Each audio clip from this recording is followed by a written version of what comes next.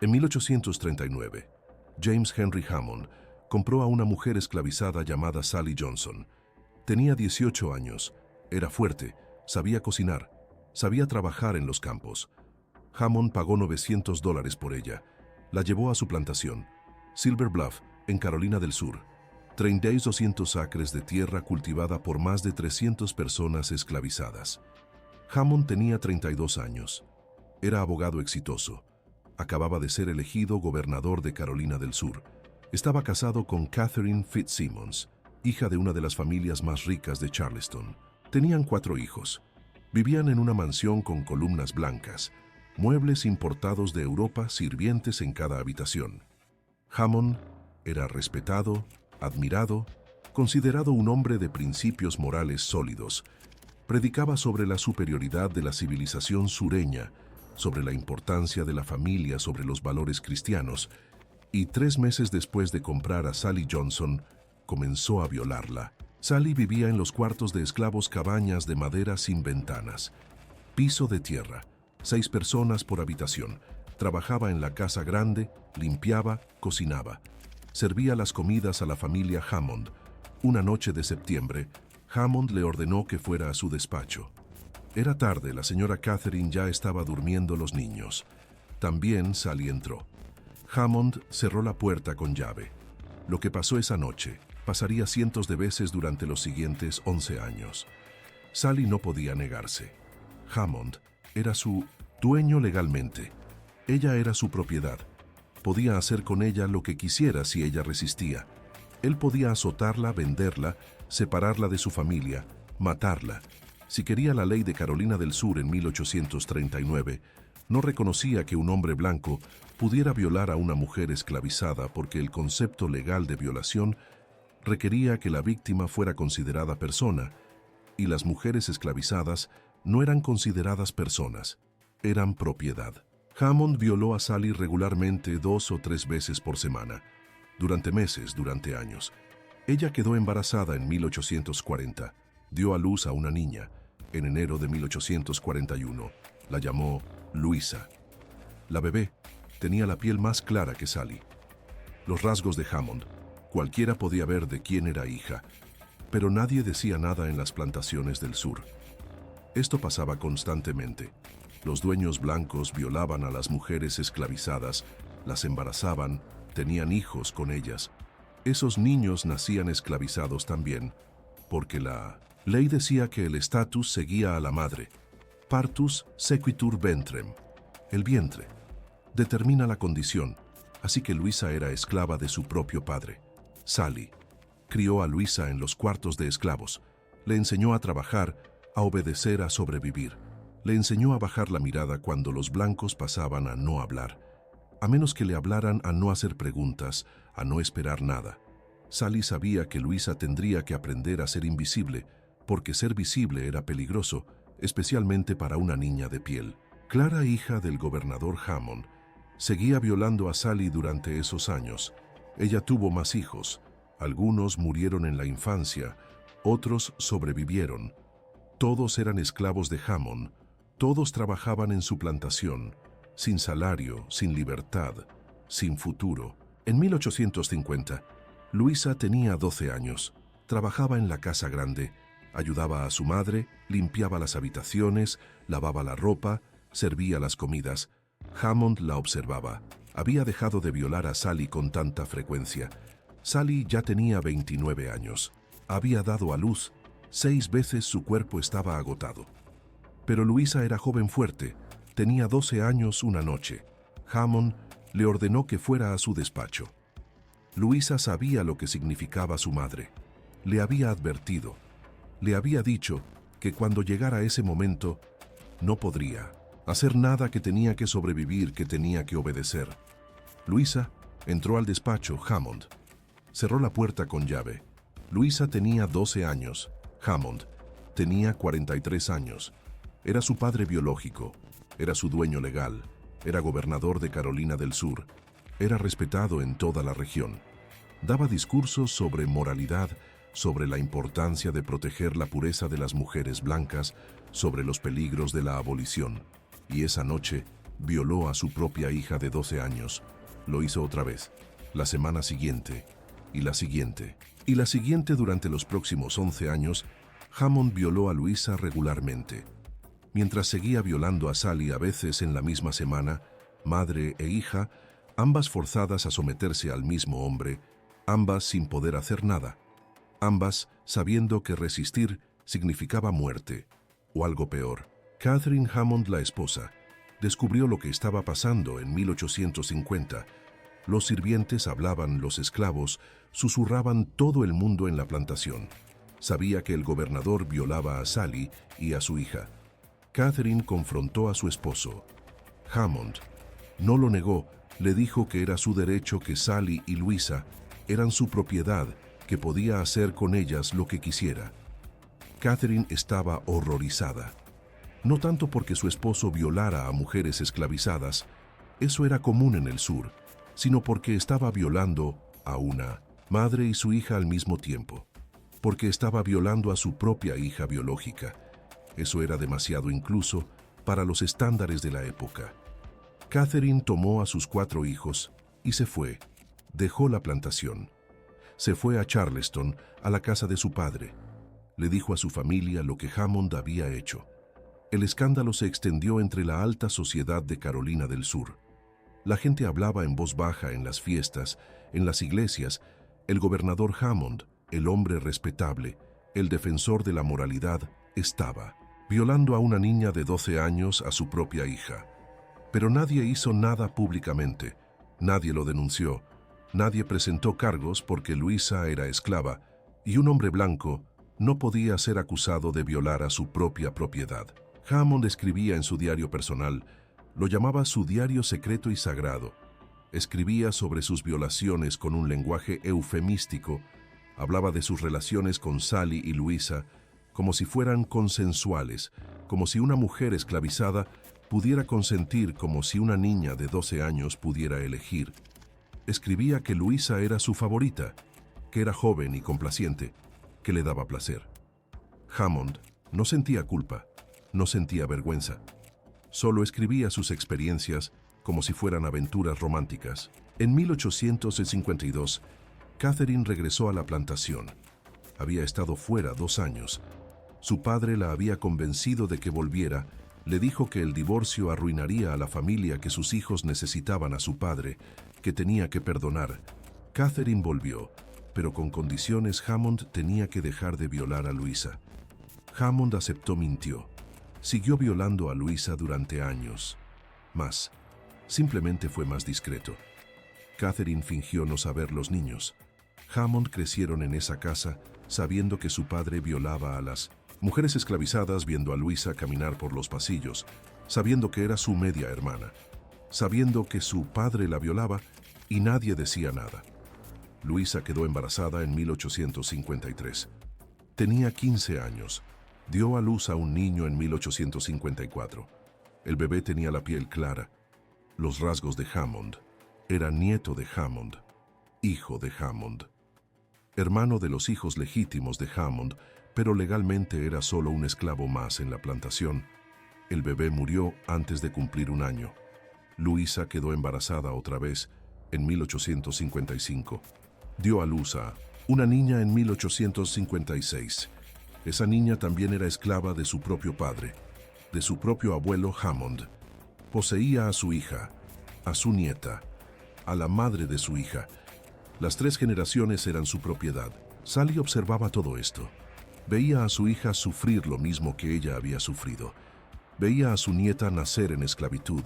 Sabía que cuando esa niña creciera, Hammond probablemente la violaría.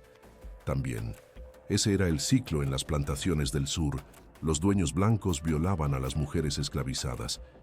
Tenían hijas con ellas. Esperaban a que esas hijas crecieran. Las violaban, también tenían más hijos. El ciclo continuaba generación tras generación. En 1857, Hammond fue elegido senador de los Estados Unidos. Dejó la plantación, se mudó a Washington, D.C., dejó a Catherine en Carolina del Sur, dejó a Sally y Louisa en la plantación bajo la supervisión de su hijo mayor Hammond. Pasaba meses en Washington votando leyes, dando discursos. defendiendo la esclavitud, argumentando que era una institución moral, que los esclavos estaban mejor bajo el cuidado de amos benevolentes, que la abolición destruiría la civilización sureña. Cuando Hammond regresaba a Carolina del Sur, durante los recesos del Congreso, volvía a violar a Luisa. Ella ya tenía 19, 20, 21 años. Había pasado casi una década siendo violada por su padre. Hammond la trataba como su concubina personal. Le daba vestidos mejores que los de las otras esclavizadas. Le daba una cabaña separada para ella y sus hijos. Hammond pensaba que eso era generosidad. Pensaba que estaba siendo amable. En 1860, Luisa tenía 22 años. Había sido violada por su padre durante 11 años. Había dado a luz 4 veces. 2 de sus hijos habían muerto. Los otros 2 vivían con ella en la cabaña que Hammond le había dado. Sally tenía 39 años. Había sido violada por Hammond durante 21 años. Había dado a luz 8 veces. 5 de sus hijos habían muerto. Los otros 3 trabajaban en los campos de Hammond. Madre e hija habían sobrevivido décadas de violencia sexual, sistemática, sin poder escapar, sin poder resistir, sin ninguna esperanza de justicia. Entonces llegó la Guerra Civil en 1861. Carolina del Sur se separó de la Unión. Hammond renunció al Senado, regresó a su plantación. Los siguientes 4 años fueron caóticos. El ejército de la Unión avanzaba por el sur. Las plantaciones eran quemadas, los esclavos huían. Hammond intentó mantener el control, pero su mundo se estaba derrumbando. En 1865, la Confederación se rindió. La esclavitud fue abolida. Sally tenía 44 años. Luisa tenía 27 años por primera vez en sus vidas. Eran legalmente libres. ¿Pero qué significaba eso? Realmente, no tenían dinero, no tenían tierra, no tenían educación, no sabían leer ni escribir. Lo único que conocían era la plantación Hammond. Hammond les ofreció quedarse a trabajar como empleadas, pagarles un salario pequeño, darles una cabaña. Sally aceptó. No tenía otra opción. Luisa también se quedó donde más podían ir. El sur estaba destruido. Había violencia en todas partes. El Ku Klux Klan linchaba a personas negras que intentaban ejercer sus derechos. Los blancos del sur estaban furiosos por haber perdido la guerra, por haber perdido sus esclavos. Hammond murió en 1864, justo antes del fin de la guerra. Tenía 57 años. Murió en su cama, en su mansión rodeado de su familia blanca. Sus hijos legítimos heredaron la plantación, heredaron la tierra, heredaron todo Hammond. Nunca reconoció a Luisa como su hija. Nunca reconoció a sus nietos en su testamento.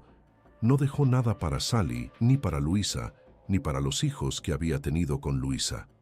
Legalmente, ellos no existían. Después de la muerte de Hammond, el hijo mayor Harry Hammond tomó control de la plantación. Le dijo a Sally y Luisa que tenían que irse, que ya no eran bienvenidas. Sally tenía 43 años. Luisa, 26 años. Tomaron a los niños y se fueron. Caminaron hasta el pueblo más cercano, Aiken, Carolina del Sur. Buscaron trabajo. Sally consiguió empleo como lavandera. Luisa como empleada doméstica. Ganaban centavos por día. Vivían en una habitación pequeña, sin ventanas, sin agua corriente. Luisa nunca se casó. Nunca tuvo más hijos después de lo que Hammond le había hecho. No podía confiar en ningún hombre. Vivió el resto de su vida trabajando, limpiando casas de familias blancas. Algunas de esas familias habían conocido a Hammond, habían cenado en su mesa, habían escuchado sus discursos sobre moralidad y ahora empleaban a la hija que él había violado durante 11 años y nadie decía nada, nadie hablaba de ello. Era como si nunca hubiera pasado. Sally murió en 1878, tenía 57 años. Murió de neumonía en esa habitación pequeña en Aiken. Luisa la enterró en un cementerio para personas negras sin lápida, sin nombre, solo una tumba sin marcar. Luisa murió en 1901, tenía 63 años. También murió en Aiken, también fue enterrada sin lápida. Sus hijos sobrevivieron, tuvieron sus propias familias, pero nunca hablaron de lo que había pasado. Era demasiado doloroso, demasiado vergonzoso. Mientras tanto, la familia Hammond prosperó. Harry Hammond se convirtió en un agricultor exitoso, sus hijos fueron a la universidad, se casaron con familias prominentes. La mansión de Silver Bluff se mantuvo en la familia durante generaciones. Los Hammond eran respetados en Carolina del Sur. Nadie mencionaba a Sally, nadie mencionaba a Louisa, nadie hablaba de las violaciones de las generaciones de abuso. Los diarios secretos de James Henry Hammond permanecieron guardados durante décadas. Después de su muerte, la familia los mantenía privados. Sabían lo que contenían. Sabían que revelarlos arruinaría la reputación de Hammond. Pero en los años 1950, un historiador obtuvo acceso a los diarios, comenzó a leer las entradas, descubrió las descripciones de Hammond de sus violaciones de Sally y Louisa. Descubrió la evidencia escrita de mano del propio Hammond. El historiador publicó extractos de los diarios en 1988, más de 120 años después de la muerte de Hammond. El mundo finalmente supo la verdad, pero para entonces Sally había estado muerta 110 años. Louisa había estado muerta 87 años. Nunca vivieron para ver que alguien reconociera lo que les habían hecho. Nunca recibieron justicia. Nunca recibieron compensación. Nunca recibieron ni siquiera una disculpa. Hoy Silver Bluff todavía existe. Es un sitio histórico en Carolina del Sur.